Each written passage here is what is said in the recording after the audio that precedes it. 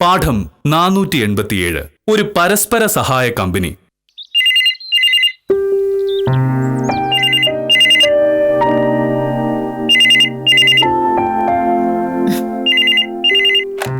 Hello, അതെ. ആ, എന്താ വിദ്യ? ഇതുവരെ ഒരു വിവരമില്ലേ? കുര്യാക്കോസ് ആള് കൊള്ളാലോ. ഇതങ്ങനെ വിട്ടാ പറ്റില്ല വിദ്യ. എന്തു പാടുപെട്ടിട്ടായാലും അയാളെ കണ്ടുപിടിക്കണം. കളിച്ച് കളിച്ച് വക്കീലിനോടായോ കളി? ആ, ഞാൻ വന്നിട്ട് ബാക്കി വഴി ആലോചിക്കാം. ശരി. ആരാ പറ്റിച്ചത്? പറ്റിച്ചു. ടൗണിൽ പച്ചക്കറി നടത്തുന്ന ഒരു കുര്യാക്കോസ് അയാളുടെ ഒരു കേസുമായി എന്നെ കാണാൻ വന്നു. കാഴ്ചയിൽ പരമയോഗ്യൻ, മാന്യൻ. ഞാൻ കേസേറ്റു. വാക്കാല് തൊപ്പിട്ടപ്പോ തന്നെ 2500 രൂപ അഡ്വാൻസും തന്നു. ആള് മര്യാദക്കാരനാണല്ലോ എന്ന് ഓർത്ത് ഞാൻ പിന്നെ ഫീസൊന്നും ചോദിക്കാൻ പോയില്ല. കേസ് തീർന്നിട്ട് വാങ്ങാന്ന് കരുതി. മിനിങ്ങാന്ന് കേസ് വിധിയായി. അപ്പൊ തന്നെ കാര്യം ഞാൻ കുര്യാക്കോസിനെ വിളിച്ചു പറഞ്ഞതാ. പക്ഷേ പിന്നെ ആള് തിരിഞ്ഞു നോക്കിയിട്ടില്ല. ഫോൺ വിളിച്ചെടുക്കൂല്ല. എന്നിട്ടെന്താ, ഇന്ന് രാവിലെ വിദ്യാലക്ഷ്മി അനിയനും കൂടി അയാളുടെ വീട്ടിൽ ചെന്നു. അപ്പോൾ അവര് പറയുകയാണ് അയാൾ ഇവിടെ ഇല്ല, മൈസൂർക്ക് പോയിരിക്കുകയാണ്, 2 ദിവസം കഴിഞ്ഞേ വരുള്ളൂ എന്ന്. പുറത്തിറങ്ങിയ അയൽക്കാരോട് ചോദിച്ചപ്പോ അവര് പറഞ്ഞു ഇന്നലെ വൈകിട്ടും അയാളെ കണ്ടു എന്ന്. കേസ് ജയിച്ചു കഴിഞ്ഞപ്പോ വക്കീലിന്റെ ഫീസ് തരാൻ മടിച്ചിട്ട് മുങ്ങി നടക്കുന്നു ആശാൻ. കുര്യാക്കോസിനെ ഇവിടുത്തെ പ്രശ്നം ഉണ്ടാവില്ല. ഇവിടെ കുര്യാക്കോസിന്റെ മാത്രമല്ലല്ലോ പ്രശ്നം. പിന്നെ ആരുടെയാ? നിനക്ക് കുര്യാക്കോസിനെ കണ്ടപ്പോൾ മാന്യനാണ് എന്ന് തോന്നിയത് കൊണ്ടാണല്ലോ ഫീസ് കേസ് കഴിഞ്ഞിട്ട് മതി എന്ന് പറഞ്ഞത്. സത്യത്തിൽ കുര്യാക്കോസ് മാന്യൻ അല്ലായിരുന്നു. അതുകൊണ്ടാണല്ലോ അവൻ പറ്റിച്ചത്. ചുരുക്കത്തിൽ ഒരാളെ കാണുമ്പോൾ അയാളെ ശരിയായി മനസ്സിലാക്കാനോ വിലയിരുത്താനോ നിനക്ക് കഴിവില്ല. ഒരാളെ കാണുമ്പോ അയാളുടെ പെരുമാറ്റത്തിൽ നിന്നും സംസാരത്തിൽ നിന്നുമാണല്ലോ നമ്മൾ അയാളെ മനസ്സിലാക്കുന്നത്. അല്ലാതെ അയാളുടെ ഉള്ളിൽ കയറി നോക്കാൻ പറ്റുമോ എനിക്ക്? ആര് പറഞ്ഞു? ഭാമേ, മറ്റുള്ളവരെ മനസ്സിലാക്കണമെങ്കിൽ അതിനുള്ള കഴിവ് വേണം, ലോക വിവരം വേണം. മറ്റുള്ളവർ ഏത് സമയത്ത് എങ്ങനെയൊക്കെ പെരുമാറും എന്ന് മനസ്സിലാക്കാനുള്ള ബുദ്ധി വേണം. അത്രയും ബുദ്ധി എനിക്ക് ഇല്ലാത്തത് കൊണ്ടാണല്ലോ മോഹനേട്ടൻ ഏത് സമയത്ത് എങ്ങനെയൊക്കെ പെരുമാറുമെന്ന് എനിക്കിപ്പോഴും അറിയാത്തത്. സ്വന്തം ഭാര്യ ഒരാൾ പറ്റിച്ചെന്ന് കേൾക്കുമ്പോ സാധാരണ ഭർത്താക്കന്മാരെന്താ ചെയ്യുക? പറ്റിച്ചവനെ കണ്ടുപിടിക്കാൻ സഹായിക്കും. പക്ഷെ മോഹനേട്ടനോ അതൊരവസരമായി കണ്ട് എന്നെ അങ്ങ് കുറ്റപ്പെടുത്തുന്നു. സത്യം പറയുന്നത് എങ്ങനെ കുറ്റപ്പെടുത്തലാവും? ഇപ്പൊ ഒരാള് മോഹനേട്ടനെ കാണുന്നു എന്നിരിക്കട്ടെ. കാഴ്ചയിൽ എന്താ കുറവ്? അലക്കി തേച്ച ഷർട്ടുമുണ്ടും, കയ്യിൽ ബാഗ്, കാലം കൊട, കാഴ്ചയിൽ സുന്ദരൻ. മോഹനേട്ടനെ കാണുന്ന ആരെങ്കിലും അറിയോ മോഹനേട്ടൻ ഒരു മാന്യനല്ല എന്ന്? വിദ്യാഭ്യാസം കയ്യിലിട്ട് വന്നാൽ എനിക്കല്ലേ അറിയൂ.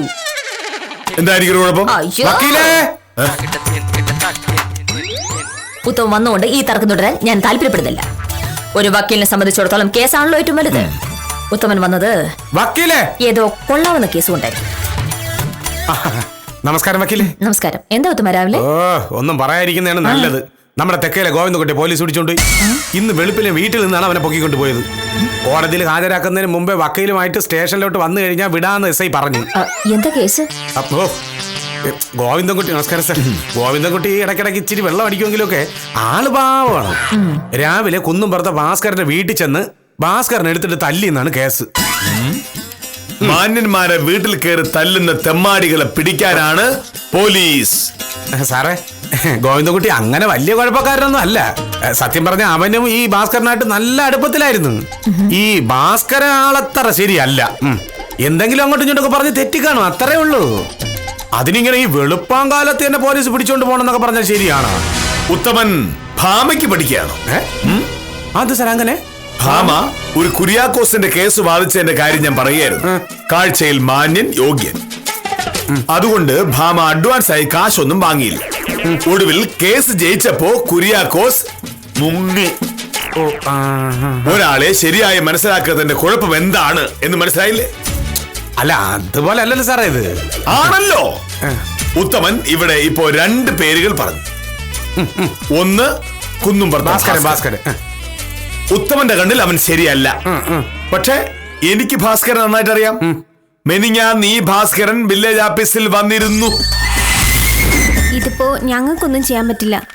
ആധാർ രജിസ്റ്റർ ചെയ്തപ്പോ വില കുറച്ച് കാണിച്ചത് കൊണ്ട് പോക്കുവരവ് നടക്കില്ലെന്നാ മോഹനേഷ സാർ പറയുന്നത്. എന്റെ പൊന്നു സാർ, എനിക്കിതൊന്നും അറിയില്ലായിരുന്നു. ഈ വില കാണിച്ചാൽ മതിയെന്ന് ആ ആധാരം എഴുത്തുകാരനാണ് എന്നോട് പറഞ്ഞത്. അങ്ങനെ പറ്റില്ല ഭാസ്കര. ഓരോ സ്ഥലത്തും ഭൂമിക്ക് സർക്കാർ ന്യായവില നിശ്ചയിച്ചിട്ടുണ്ട്. അതിന് താഴെ എങ്ങനെ കച്ചവടം നടക്കും? ഭാസ്കരൻ ചേട്ടൻ പറഞ്ഞ ആ ആധാര എഴുത്തുകാരൻ അവിടുത്തെ സബ് രജിസ്ട്രാർക്ക് കൈക്കൂലി കൊടുത്താണ്. പക്ഷേ മോഹനേഷ സാറിന്റെ അടുത്ത് നടക്കില്ലല്ലോ. എന്താ പ്രശ്നം? നമസ്കാരം ഇന്നലെ സാർ. സാറ് പറഞ്ഞ പോക്കുവരവിന്റെ കാര്യം സംസാരിക്കായിരുന്നു. ഭാസ്കര, നിങ്ങൾ ചെയ്തത് നിയമപരമായിട്ട് തെറ്റാണ്. അറിവില്ലായ്മ കൊണ്ട് പറ്റിയതാണെന്ന് പറഞ്ഞിട്ട് കാര്യമില്ല. ഭൂമിയുടെ കച്ചവടത്തിന് ഇറങ്ങുമ്പോ അറിയാവുന്നവരോട് ചോദിക്കണ്ടേ? അബദ്ധം പറ്റിപ്പോയി സാർ. സർക്കാരിലേക്ക് അടയ്ക്കാനുള്ള ബാക്കി തുക അടയ്ക്കാതെ ഞാനിത് പോക്കുവരവ് ചെയ്ത് തരില്ല. വേണ്ട സാർ, തെറ്റ് പറ്റി എനിക്കല്ലേ. ആ തെറ്റ് പരിഹരിച്ചതിന് ശേഷം എനിക്കിത് ശരിയാക്കി തന്നാൽ മതി. സത്യസന്ധനായ സാറിനെ പോലെയുള്ളവർ ഇത് പറയുമ്പോൾ എന്നെ പോലെയുള്ളവർ ഇത് അനുസരിച്ചില്ലെങ്കിൽ നാടിന്റെ അവസ്ഥ എന്താവും? ഞാൻ പോയി ഈ തെറ്റ് തിരുത്തിയിട്ട് വരാം. അതാ നല്ലത്. ശരി സാർ.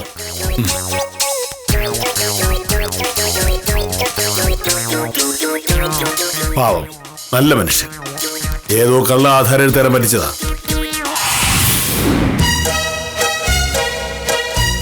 ഒരു സർക്കാർ ഓഫീസിൽ വരികയും അന്തസ്സായി പെരുമാറുകയും ഒരു കാര്യം പറഞ്ഞു കൊടുക്കുമ്പോൾ അനുസരിക്കുകയും ചെയ്യുന്ന ഈ ഭാസ്കരൻ ഉത്തമന്റെ കണ്ണിൽ മോശക്കാരൻ. യോഗ്യനോ? തെക്കേല ഗോവിന്ദൻകുട്ടി. ഇവരൊരു മദ്യപാനിയാണ് എന്ന് ഉത്തമൻ അറിയാമോ? അല്ല സാറേ, ഗോവിന്ദൻകുട്ടി ഇച്ചിരി കള്ളൊക്കെ കുടിക്കുന്നുള്ള കാര്യം ശരിയാണ്. പക്ഷെ അവനെ കുറിച്ച് അങ്ങനെ ദോഷമൊന്നും പറയാനില്ല സാറേ. എന്ന് ആര് പറഞ്ഞു? മെനിഞ്ഞാന്ന് ഈ ഗോവിന്ദൻകുട്ടിയും വില്ലേജ് ഓഫീസിൽ വന്നിരുന്നു. ഞാനും ശിശുപാലനും സ്വയംപ്രഭയും കാഞ്ചനയും കൂടി ആഫീസിൽ നിന്ന് ഇറങ്ങുമ്പോഴാണ് ഗോവിന്ദൻകുട്ടി വന്നത്. നാളത്തെ കാര്യം ഞാൻ പറഞ്ഞ ഓർമ്മയുണ്ടല്ലോ. എല്ലാവരും 9:30 വരണം. അരമണിക്കൂർ നേരത്തെ വരേണ്ടി വരുന്ന വിഷമിക്കേണ്ട കാര്യമൊന്നുമില്ല. ഒരു നല്ല കാര്യത്തിനല്ലേ.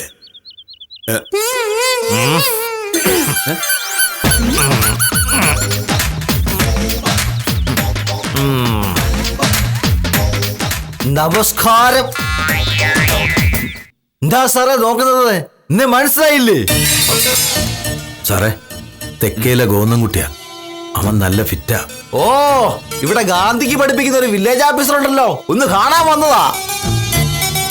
ഇതുപോലൊരു ജന്മത്തെ എല്ലാ ദിവസവും കാണുന്നത് ബെസ്റ്റ് അല്ലേ? മുടക്ക് മൂടിലാണല്ലോ സാറേ. നിങ്ങൾ തമ്മിൽ എന്തെങ്കിലും പ്രശ്നമുണ്ടോ? എന്താണോ വില്ലേജ് ഓഫീസറെ അവിടെ തന്നെ നിന്ന് കളഞ്ഞേ? നീ ഭയങ്കര മാന്യനല്ലേ? എന്താടാ പുറത്തോട്ട് ഇറങ്ങി വരാൻ ഒരു മടി? ഇറങ്ങി വാ സാറേ. ആഫീസിന്റെ അകത്ത് കയറിയ സാറ് ഗോവിന്ദൻകുട്ടിക്കെതിരെ കേസ് കൊടുക്കും. അതുകൊണ്ടാ പുറത്ത് നിന്നത്. ഇങ്ങോട്ട് ഇറങ്ങി വാടാ. ഇറങ്ങണ്ട സാറേ, അവൻ ആകെ അലമ്പ. ഒരു പ്രശ്നം ഒഴിവാക്കുന്നില്ലേ നല്ലത്? എന്ത് പ്രശ്നം? ഞാൻ ഇറങ്ങി ചെന്ന് അവൻ എന്നെ മൂക്ക് വലിച്ചേറ്റോ? വില്ലേജ് ഓഫീസിന്റെ വരാന്ത നിന്ന് ന്യായം പറയാൻ ഏത് കൊമ്പത്തെ ഓഫീസർക്കും പറ്റും. പക്ഷേ നീ റോഡിലേക്ക് ഇറങ്ങി വാ വില്ലേജ് ഓഫീസറെ. ഇറങ്ങി വന്ന അടിച്ച് എന്റെ പള്ളി ഞാൻ താഴെയിടും. നീ ഓഫീസിൽ വന്നതിന് ശേഷം ഈ നാട്ടുകാരുടെ എന്തെങ്കിലും കാര്യം നടത്തി കൊടുത്തിട്ടുണ്ടോ? ആരെന്തിനു വന്നാലും നടക്കില്ല എന്ന് പറയാനാണോ മോഹന സാറേ തനിക്ക് സർക്കാർ ശമ്പളം തരുന്നത്? സാർ ഗോവിന്ദൻകുട്ടിയുടെ എന്ത് കാര്യം നടത്താത്തത്? ഇവൻ അങ്ങനെയൊന്നുമില്ല പ്രൊഫസറെ. കള്ളു കുടിച്ച ആരെങ്കിലും ചീത്ത വിളിക്കും. ഇന്നത്തെ നോട്ടം സാറിനെയാ. സാർ അങ്ങോട്ട് പോവാതിരിക്കുന്നതാ നല്ലത്. വാ, അകത്തിരിക്കാം. അവൻ പോയിട്ട് പോയാ മതി. അങ്ങനെ ഒരാളെ പേടിച്ച് ഒളിച്ചിരിക്കാൻ പറ്റുമോ? ഇത് പേടിയിലെ പ്രശ്നമല്ല സാറേ. പേ പിടിച്ച നായെ കാണുമ്പോൾ ഒഴിവായി നടക്കുന്നത് എങ്ങനെ പേടിയാവും? അത് ബുദ്ധി. എന്തുവാടാ ഗൂഢാലോചന? എന്നെ പോലീസിനെ കൊണ്ട് പിടിപ്പിക്കാനാണോ? പിന്നെ അതൊന്ന് കാണണമല്ലോ. വാ സാറേ. വരൂ സാർ. അകത്തിരിക്കാം.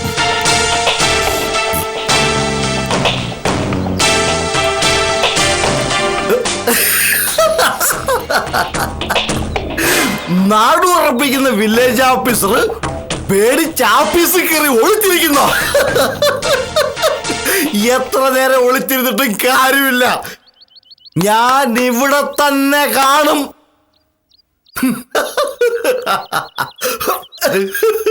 ഒരു വില്ലേജ് ഓഫീസർ വന്നിരിക്കുന്നു.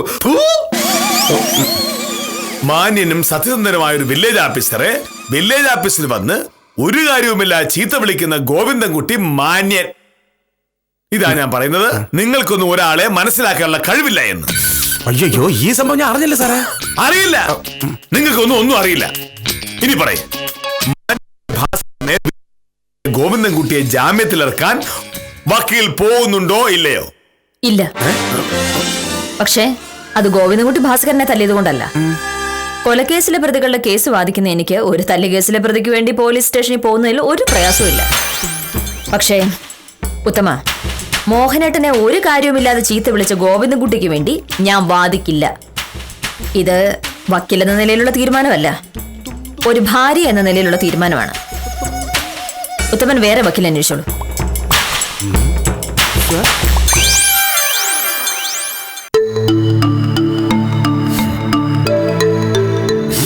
ജീവിതത്തിൽ ആദ്യമായിട്ടാ ഭാമ തർക്കിക്കാതെ എന്റെ വാക്ക് അനുസരിക്കുന്നത്.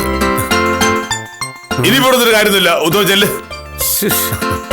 ഇനിയിപ്പോ ഒരു വക്കീലിനെ എവിടെ നിന്ന് കണ്ടുപിടിക്കും സാറേ? നമ്മുടെ നാട്ടിൽ കാക്കകളേക്കാൾ കൂടുതൽ വക്കീലന്മാരുണ്ട്. അതിൽ പണിയില്ലാത്തവരാണ് കൂടുതലും. അതൊരു പോയി കണ്ടുപിടിച്ചാ പോരെ. ഓ ചെല്ല്. പോട്ടെ സാറേ. പോയില്ലേ? വന്നതും വെറുതെ ആയി. കുറച്ച് ബഹുമാനമൊക്കെ ഉണ്ട്.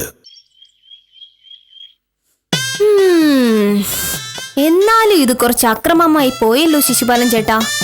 ഇങ്ങനെയൊക്കെ ആൾക്കാർ ചെയ്യോ? ചെയ്തല്ലോ. ഗോവിന്ദൻകുട്ടി ഇവിടെ വന്ന് തെറി വിളിച്ചപ്പോഴേ എനിക്ക് സംശയം ഉണ്ടായിരുന്നു ഇതിന്റെ പിന്നിൽ എന്തോ ഉണ്ടെന്ന്. ഇന്നലെ രാവിലെ ഞാൻ അവനെ മീൻചന്തയിൽ വെച്ച് കണ്ടു. ഒരു തുള്ളി കുടിച്ചിട്ടില്ല. ആളും മര്യാദക്കാരൻ. ഞാൻ ചോദിച്ചു, നീ വില്ലേജ് ഓഫീസിൽ വന്ന് കാണിച്ചതൊക്കെ മര്യാദയാണോ ഗോവിന്ദൻകുട്ടിയെന്ന്? അപ്പൊ അവനൊന്നും പറഞ്ഞില്ല. വൈകിട്ട് ഞാൻ ആഫീസ് വിട്ട് വീട്ടിലെത്തിയപ്പോ ഗോവിന്ദൻകുട്ടി എന്നെ കാത്തു നിൽക്കുകയായിരുന്നു.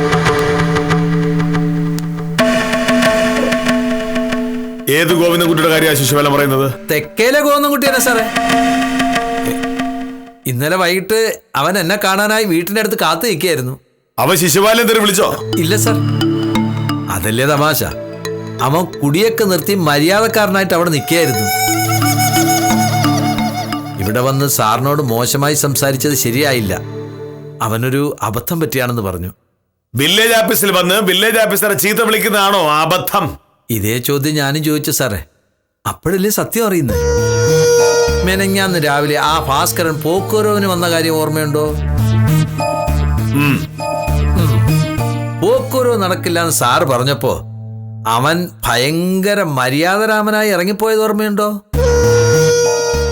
എനിക്ക് അപ്പോഴേ സംശയം ഉണ്ടായിരുന്നു. ഭാസ്കരനെ എനിക്കറിയാത്ത കക്ഷിയല്ലല്ലോ. അവന് സാറിനോട് നല്ലത് 4 പറയണമെന്ന് ആഗ്രഹം ഉണ്ടായിരുന്നു. പക്ഷേ അങ്ങനെ പറഞ്ഞാൽ പിന്നെ ആധാരത്തിന്റെ പ്രശ്നങ്ങളെല്ലാം തീർത്തുകൊണ്ട് വന്നാലും സാറ് പോക്കുവരവ് ചെയ്ത് തരില്ലല്ലോ എന്നൊരു പേടി. അതുകൊണ്ട് അവൻ അപ്പം മര്യാദക്കാരനായി പോയിട്ട് ഗോവിന്ദൻകുട്ടി വിളിച്ച് വയറ് നിറച്ചും കള്ളു വാങ്ങി കൊടുത്തിട്ട് സാറിനെ ചീത്ത വിളിക്കാൻ പറഞ്ഞു വിട്ടു. സാറേ, ഗോവിന്ദൻകുട്ടി ഒരു പാവ. അവൻ കരുതിയത് ഭാസ്കറിന്റെ എന്തോ ന്യായമായ കാര്യം സാറ് ചെയ്തു കൊടുത്തില്ലെന്നാ. ഭാസ്കരൻ അങ്ങനെയാ അവനോട് പറഞ്ഞത്. കള്ളിറങ്ങിയപ്പോ ഗോവിന്ദൻകുട്ടിക്ക് മനസ്സിലായി ചെയ്തത് തെറ്റാണെന്ന്. അതാ എന്നെ കാണാൻ വന്നത്. ഭാസ്കറിന്റെ പോക്കുവരവ് ചെയ്യാത്തതിന്റെ കാരണം ഞാൻ അവന് പറഞ്ഞു കൊടുത്തു. അവൻ പോവുകയും ചെയ്തു. പിന്നെയുള്ള സംഭവം ഇന്ന് രാവിലെയല്ലേ അറിയുന്നത്. എന്ത് സംഭവം? ഗോവിന്ദൻകുട്ടി എന്റെ അടുത്ത് നിന്ന് നേരെ പോയത് ഭാസ്കറിന്റെ അടുത്താ. തലേ ദിവസത്തെ കാര്യം പറഞ്ഞ് വഴക്കായി. നടന്നതൊക്കെ മോഹനേട്ട സാറിനോട് പറയുമെന്ന് ഗോവിന്ദൻകുട്ടി പറഞ്ഞപ്പോ ഭാസ്കരൻ പറഞ്ഞു, നിന്നെ കൊണ്ടാവുന്നത് ചെയ്തോ. മോഹനേട്ട സാറ് ഭാസ്കരനെ ഒന്നും ചെയ്യാനില്ലെന്ന്. ഗോവിന്ദൻകുട്ടി ഒട്ടും മടിച്ചില്ല. കൈ നീട്ടി ഭാസ്കരന്റെ ചെകിട്ടത്ത് ഒരു അടിയും കൊടുത്തിട്ട് ഇറങ്ങി ഒരൊറ്റ പോക്കാ. ഭാസ്കരൻ രാത്രി തന്നെ പോലീസിൽ പരാതി കൊടുത്തു. ഇന്ന് വെളുപ്പിന് പോലീസുകാർ വന്ന് ഗോവിന്ദൻകുട്ടിയെ കൊണ്ടുപോയി. ചുരുക്കി പറഞ്ഞ ഗോവിന്ദൻകുട്ടി ഒരു പാവമാ. സാറിനോട് ചെയ്തത് തെറ്റായി പോയെന്ന് തോന്നിയത് കൊണ്ടല്ലേ അവൻ ഭാസ്കരനെ കാണാൻ ചെന്നതും തല്ലിയതും.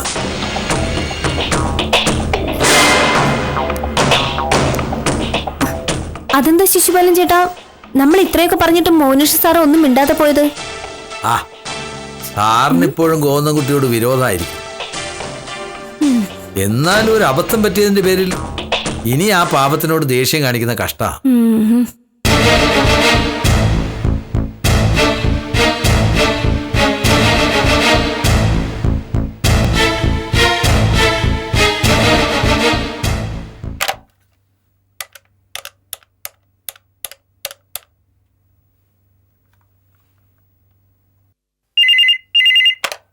ഹലോ. ആ ഞാനാ. എന്താ മോനേട്ടാ? നീ ആഫീസിൽ പോയില്ലേ? ആഫീസിൽ പോകുമ്പോ ഞാൻ ഈ ലാൻഡ് ഫോൺ കൊണ്ടുപോകാറില്ല. മണി 10:30 ആയിട്ടുള്ളൂ. 11 മണിക്ക് ഞാൻ ഇറങ്ങും. ഒരു പ്രശ്നമുണ്ട്. എന്താ? നമ്മുടെ ഗോവിന്ദൻകുട്ടിയുടെ കാര്യ. ഗോവിന്ദൻകുട്ടിയുടെ എന്ത് കാര്യ? ആ കേസ് ഇവിടെ മോഹനേട്ടൻ പറഞ്ഞതല്ലേ? കേസ് അങ്ങനെ വിട്ടാ പറ്റില്ല. മെനിയാത്ത സംഭവത്തിൽ സത്യത്തിൽ ഗോവിന്ദൻകുട്ടി നിരപരാധിയാ. നിരപരാധിയോ? മോഹനേട്ടനല്ലേ പറഞ്ഞത് ഗോവിന്ദൻകുട്ടി മോഹനേട്ടനെ ചീത്ത വിളിച്ചെന്ന്? അത് ശരിയാണ്, പക്ഷെ അത് ഒരു തെറ്റിദ്ധാരണ കൊണ്ട് സംഭവിച്ചതാ. നീ എങ്ങനെയെങ്കിലും ഗോവിന്ദൻകുട്ടി ജാമ്യത്തിൽ ഇറക്കണം. മോഹനേട്ടൻ എന്തൊക്കെയാ പറയണേ? കാര്യങ്ങളൊക്കെ ഞാൻ വിശദമായിട്ട് പറയാം. നീ എത്രയും പെട്ടെന്ന് ഗോവിന്ദൻകുട്ടി ജാമ്യത്തിൽ ഇറക്കാൻ നോക്ക്. അല്ല, എനിക്ക് മനസ്സിലായില്ല. ഇപ്പൊ എത്രയും മനസ്സിലാക്കിയാ മതി. അല്ല സാറിന് എന്ത് പറ്റി? എന്തോ കാര്യമായിട്ട് സംഭവിച്ചിട്ടുണ്ടല്ലോ. ഇനിയിപ്പൊ എന്നെ കളിയൊക്കെ പറഞ്ഞാവോ? ഇത് വേറെന്തോ ആണല്ലോ.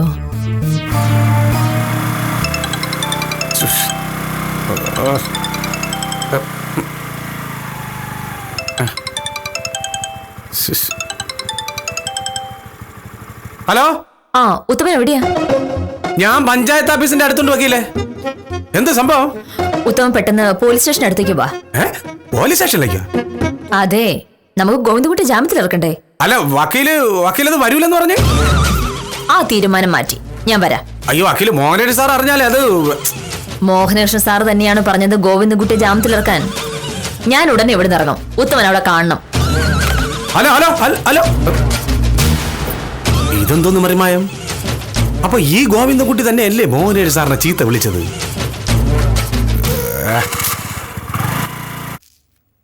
സാർ, ആ ഗോവിന്ദൻകുട്ടി കാണാൻ വന്നിട്ടുണ്ട്. ഗോവിന്ദൻകുട്ടിയോ? അതെ സാർ. ഇപ്പോ സ്റ്റേഷനിൽ നിന്ന് ഇറങ്ങിയുള്ളൂ എന്ന് പറഞ്ഞു. സാറിനെ ഒന്ന് കണ്ടിട്ടേ വീട്ടിൽ പോകുള്ളൂ എന്ന് പറഞ്ഞു. കള്ളൊന്നും കുടിച്ചിട്ടില്ല. വരാൻ പറയട്ടെ സാർ? ഞാൻ അങ്ങോട്ട് വരാന്ന് പറയും. ശരി സാർ.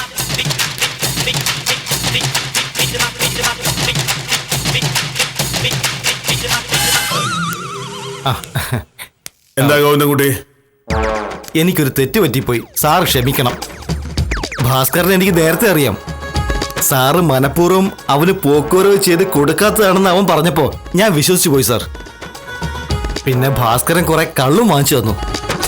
കള്ളു കുടിച്ചു കഴിഞ്ഞപ്പോ അവനാ പറഞ്ഞത് പോയി 10 പേരുടെ മുമ്പിൽ വെച്ച് സാറിനെ ചീത്ത വിളിക്കാൻ. അങ്ങനെ ചെയ്തപ്പോ ഗോവിന്ദൻകുട്ടി എന്ത് നേടി? ഒന്നും നേടിയില്ല എന്ന് മാത്രമല്ല, ഭാസ്കരൻ കൊടുത്ത കേസിൽ അകത്തായി പോയ എന്നെ ഇറക്കാൻ സാറ് തന്നെ വേണ്ടി വന്നു. വക്കീലെല്ലാം പറഞ്ഞു സാറേ. സാറ് നിർബന്ധിച്ചതുകൊണ്ടാ വക്കീൽ എന്നെ പുറത്തിറക്കിയെന്നും പറഞ്ഞു. സാറ് വലിയവനാ.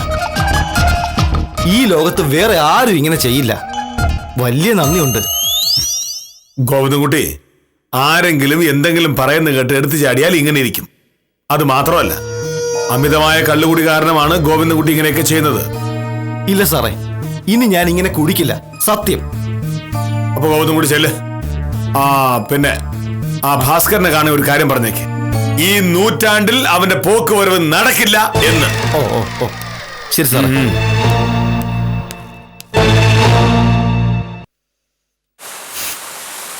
ഭാമേ,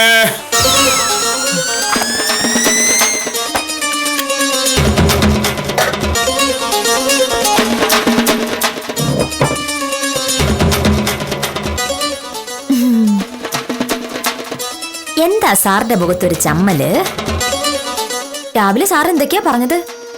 കുര്യാക്കോസ് എന്ന് പറഞ്ഞ കള്ളൻ എന്നെ പറ്റിച്ചിട്ട് പോയി എന്ന് ഞാൻ പറഞ്ഞപ്പോ മോഹനേട്ടൻ പറഞ്ഞു ഒരാളെ ഒറ്റ നോട്ടത്തിൽ മനസ്സിലാക്കാൻ പഠിക്കണം എന്ന്. മോഹനേട്ടന് ആ കഴിവുണ്ട്, ലോകവിവരമുണ്ട്, ഒരാൾ ഏത് സമയത്ത് എങ്ങനെയൊക്കെ പെരുമാറും എന്നറിയാനുള്ള ബുദ്ധിയുണ്ട് എന്നൊക്കെ. പാവം ഗോവിന്ദകുട്ടിക്ക് കള്ളു വാങ്ങിക്കൊടുത്ത് വേണ്ടാതീനം പറഞ്ഞു വിട്ട ഭാസ്കരൻ മോഹനേട്ടന്റെ കണ്ണിൽ മാന്യൻ. ഭാസ്കരന്റെ വാക്ക് കേട്ട് ചീത്ത പറഞ്ഞ ഗോവിന്ദകുട്ടി തേമ്മാടി. എന്ത് പറ്റി വില്ലേ ഓഫീസർക്ക്? ഒറ്റ നോട്ടത്തിൽ രണ്ടുപേരുടെ സ്വഭാവം മനസ്സിലാക്കാൻ പറ്റിയില്ലേ? അതുപോലെ ഈ ഭാസ്കരൻ ഇത്ര വൃത്തികെട്ടവനാണെന്ന് എനിക്കറിയില്ലായിരുന്നു. കുര്യാക്കോസ് പറ്റിച്ചിട്ട് പോകുന്ന എനിക്കും അറിയില്ലായിരുന്നു. നീ പറഞ്ഞു ശരിയാ. ഒറ്റ നോട്ടത്തിൽ നമുക്ക് ചിലപ്പോ ആളുകളെ മനസ്സിലാക്കാൻ പറ്റിയില്ലെന്ന് വരും. അതുകൊണ്ടാണല്ലോ കുര്യാക്കോസ് നിന്നെ പറ്റിച്ചതും ഞാൻ ഗോവിന്ദൻകുട്ടി തെറ്റിദ്ധരിച്ചത്. ജീവിതത്തിൽ ആദ്യമായി വില്ലേജ് ഓഫീസറോട് തെറ്റ് സമ്മതിച്ചു. സമ്മതിക്കറിയാൻ പറ്റുമോ? നീ ഒരാള് കാരണല്ലേ ഇന്ന് ഗോവിന്ദൻകുട്ടി എന്നെ ഒന്ന് കണ്ടതും മാപ്പ് പറഞ്ഞതൊക്കെ. നീ എന്നെ പറ്റി പറഞ്ഞൊക്കെ ഗോവിന്ദൻകുട്ടി പറഞ്ഞു. എന്നെ പോലെ നല്ല മനസ്സുള്ള മനുഷ്യൻ ഈ നാട്ടിലെന്ന് നീ ഗോവിന്ദൻകുട്ടിയോട് പറഞ്ഞായിരുന്നല്ലേ? ഗോവിന്ദൻകുട്ടി അങ്ങനെയൊക്കെ പറഞ്ഞപ്പോ എനിക്ക് വലിയ അഭിമാനം തോന്നി. ഞാനൊന്ന് വെറുതെ പറഞ്ഞതല്ലോ. മോഹനേട്ടൻ നല്ല പൂ പോലത്തെ മനസ്സുള്ള ആളാ. നാട്ടുകാരെ സഹായിക്കാനൊക്കെ വലിയ ഇഷ്ടമാണ്. അതുകൊണ്ടല്ലേ മോഹനേട്ടനെ ചീത്ത വിളിച്ച് ഗോവിന്ദൻകുട്ടിയെ ജാമത്തിലിറക്കാൻ എന്നെ വിളിച്ചു പറഞ്ഞത്. അതിനെ നമുക്കൊരു തെറ്റുപറ്റി അറിഞ്ഞാൽ അത് തിരുത്തണമല്ലോ. അത് നല്ലതാ. ഈ സ്നേഹം സ്വന്തം ഭാര്യയോടില്ല എന്ന് മാത്രം. എന്നെ പറ്റിച്ച കുര്യാക്കോസിന്റെ കാര്യം പറഞ്ഞപ്പോ മോഹനേട്ടൻ കുര്യാക്കോസിന്റെ പക്ഷം പിടിച്ചു. അതാരാ? പോയി നോക്ക്, ഞാൻ ഈ ഉടുപ്പൊന്ന് മാറട്ടെ.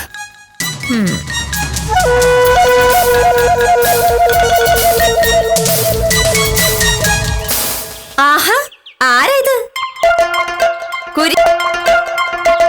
കുര്യാക്കോസ് ആള് കൊള്ളാലോ. കേസ് വിധിയായി കഴിഞ്ഞപ്പോ ഒരക്ഷരം പോലും ഇണ്ടാതെ മുങ്ങിയല്ലേ? അത് വക്കീലെ ഒരബദ്ധം പറ്റിയതാ.